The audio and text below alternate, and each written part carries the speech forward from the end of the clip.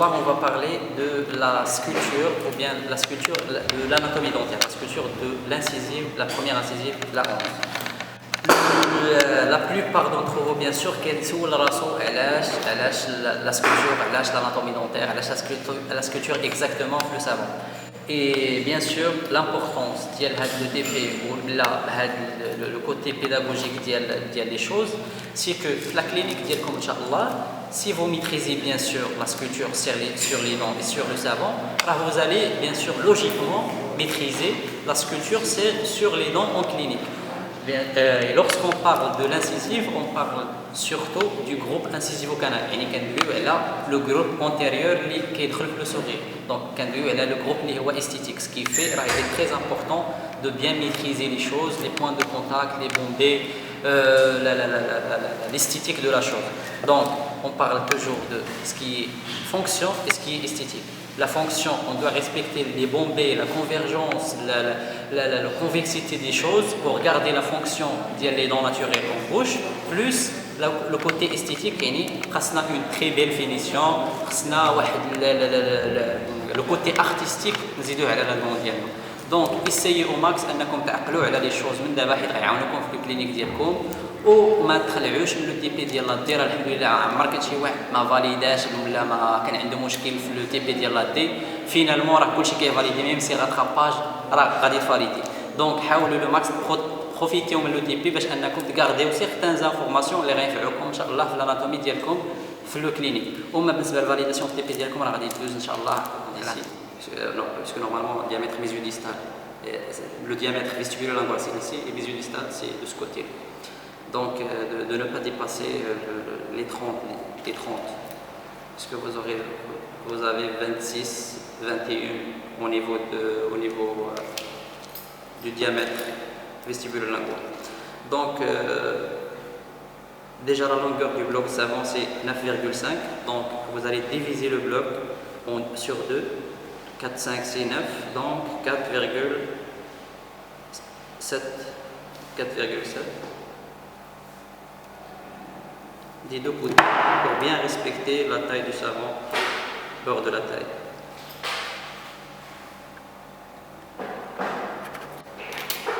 Et bien sûr l'instrument avec lequel on va couper c'est le couteau à plâtre.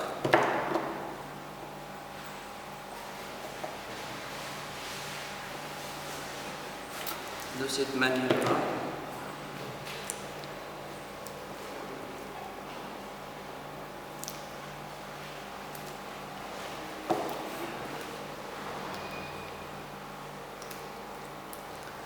Donc voilà, après la division du bloc de savon, voilà une seule moitié du bloc. Donc c'est sur laquelle on va tracer bien sûr premièrement la face vestibulaire et on va commencer notre sculpture. Donc la face vestibulaire, bien sûr, le diamètre, mais on a le diamètre mésiodistal, c'est 26. De préférence, il y a des gens qui divisent encore la moitié du savon sur 2, ce qui fait qu'elles tracent les deux contours vestibulaires et mésiales sur les deux côtés. Et ça prend du temps pour les gens, bien sûr, ce qui fait comme technique, vous pouvez par exemple tracer un seul contour ou bien d'un seul côté. Et bien sûr de laisser ce côté là déjà il est tracé, donc on va juste couper une seule partie, c'est pas les deux parties. Donc cette partie là elle est bien finie, donc on va essayer de travailler sur cette partie là, on va la considérer comme la face mésiale, c'est la face mésiale, et l'autre partie c'est la face distale. Donc on va mesurer de cette partie là notre diamètre mésiodistal. On a dit que c'est 26, donc on va laisser 30, de préférence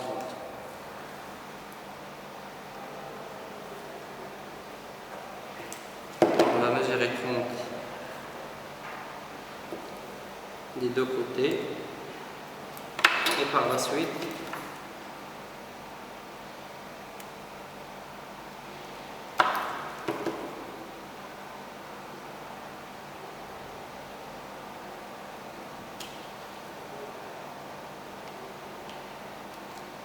donc voilà, on a limité le diamètre mésiodistal de canal.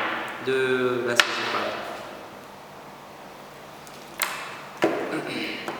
Donc par la suite, on va bien sûr, ici on va tracer notre face vestibulaire en respectant bien sûr les points de contact, les bombées, etc.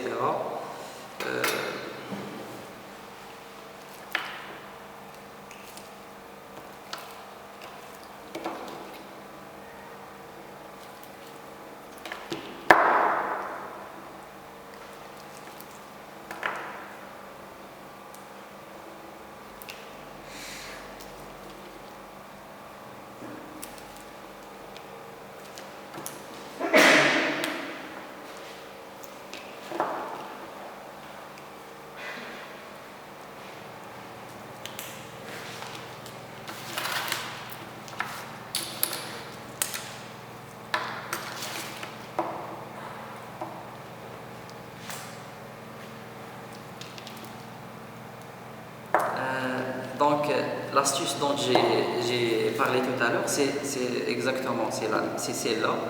Si vous voyez ici deux blocs de savon, il y a un décalage, il y a une différence. Il y a des étudiants, par exemple, si ils veulent tracer par exemple la face vestibulaire, ils vont diviser ce bloc de savon sur deux, donc voilà la moitié. Après, la 26 de la face vestibulaire, ils vont la tracer à partir de ce point-là, donc 13, 13. Et par la suite, ils vont dégrossir ou bien couper les deux côtés. Si je veux par exemple couper ce côté-là et ce côté-là, je vais bien sûr, je dois avoir plus de temps par rapport si par exemple ce bloc de savon c'est exactement le même que celui-là. Je vais mesurer ma 26 ou bien 30 de préférence d'un seul côté puisqu'il est déjà bien fini et je vais dégrossir un seul côté. Comme ça, je vais gagner de temps pour autre chose, pour la finition ou bien pour la sculpture des structures qui sont bien sûr très importantes. Donc, c'est maintenant au traçage des longueurs, les longueurs et les distances de la face vestibulaire. Premièrement, la longueur de l'incisive. À cette étape-là, au niveau de la deuxième année, vous n'êtes pas censé de savoir toute la longueur des dents. Donc, puisque vous allez juste sculpter la couronne des dents. Donc, la hauteur coronaire, normalement, de l'incisive, on la multiplie sur x3 pour avoir une longueur qui est assez lisible et concrète pour nous, puisque celle en clinique, elle est trop petite. Donc, x3, la longueur de la couronne de l'incisive, c'est 30. Donc, on va tracer premièrement 30 et par la suite, on va aller au niveau de notre socle et on va mesurer 2 mm, 1, 1, juste pour le socle. Et pour le reste, le reste des mesures, on va le laisser pour la racine de l'incisive. Mais en général, le socle c'est juste 1 mm et on va essayer de tracer ou bien de sculpter notre racine ici. Donc la longueur de la couronne c'est 30, on va la délimiter comme ça, voilà, 30, et par la suite, voilà, 1 mm du socle, et ici on va tracer, ou bien on va sculpter la racine. Donc voilà, la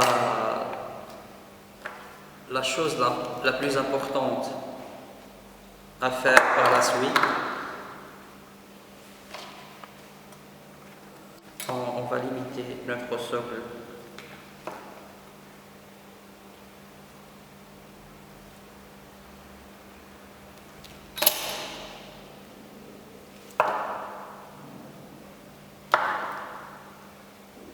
Donc voilà. Après les mesures de la longueur de la face vestibulaire, on va essayer, premièrement, la chose la plus importante et que vous devez tracer dès le départ et vous devez bien sûr mentionner dès le départ, c'est l'orientation. L'orientation est très importante. L'orientation c'est quoi? C'est de mentionner où est la face vestibulaire, la face mésiale et la face distale. Donc la face vestibulaire, voilà, c'est la 11, donc la face vestibulaire, je mets ma 11 ici, face vestibulaire, voilà la mésiale, voilà la distale et donc voilà la vestibulaire, puis la face mésiale, vestibulaire, plus bien sûr ici on a déjà mesuré 30, 26. On a dit que le diamètre mésiodistal c'est 26, mais on a ajouté 4 mm de chaque côté, de préférence. Après, la chose la plus importante, c'est l'orientation. L'orientation, c'est-à-dire que vous devez mentionner les faces, face vestibulaire, face mésiale, face distale et la face linguale. Et la partie suivante maintenant, c'est bien sûr, on va tracer les contours, le bord libre, les contours, etc. Et en se basant bien sûr, pour tracer les contours, etc., en se basant surtout sur les points de contact. Et brièvement, pour la face vestibulaire, bien sûr, on va tracer la face vestibulaire en se basant sur les points de contact mésial et distal. On a dit que c'est 30, le point de contact au niveau mésial, le point de contact. Premièrement, on a un sixième, le 1/6 occlusal, plus, et c'est pas le point de contact, mais le collet. Le collet, c'est surtout le contact entre la racine et la couronne au niveau du 1/3. Après, on va parler du diamètre du collet. Au niveau distal, on a le point de contact, il est plus cervical par rapport à celui du mésial. Donc c'est le 1/5. Le 1/5, on divise 30 sur 5. C'est 6 sur oui, et le contact entre la racine et la couronne, c'est le 1/4. Par la suite, notre bord libre, bien sûr, on va faire attention à notre bord libre qui est bien sûr en contact direct avec le contour mésial ici, donc l'angle est moins important au niveau mésial. Par contre, au niveau distal, l'angle est plus important ici, lors du tracé de notre face vestibulaire. Donc ce qu'on va faire, c'est que ici, au niveau distal, l'angle est plus supprimé, plus effacé. Par contre, au niveau mésial, c'est moins effacé ici. L'angle comme ça. Voilà, ici c'est notre bord libre. Après, pour le diamètre du collet, on a dit que c'est 30 ici, 30. On va tracer 15, la moitié.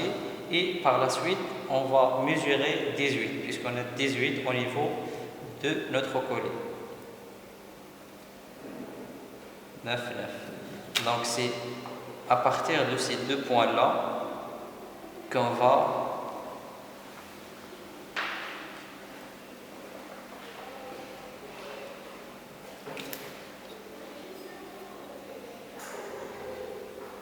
voilà, le collet c'est ici. La moitié, c'est celle-là.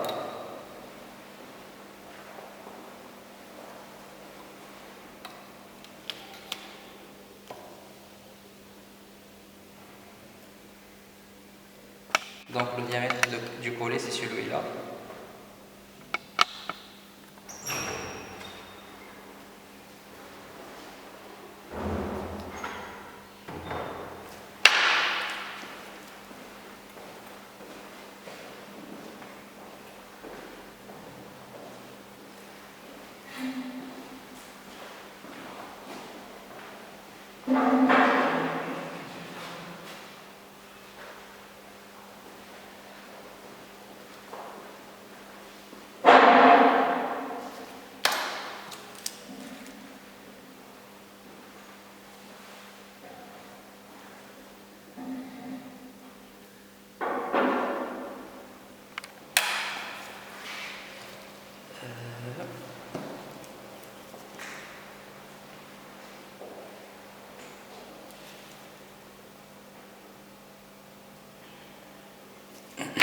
Donc voilà pour le traçage des deux contours, le contour mésial et le contour distal.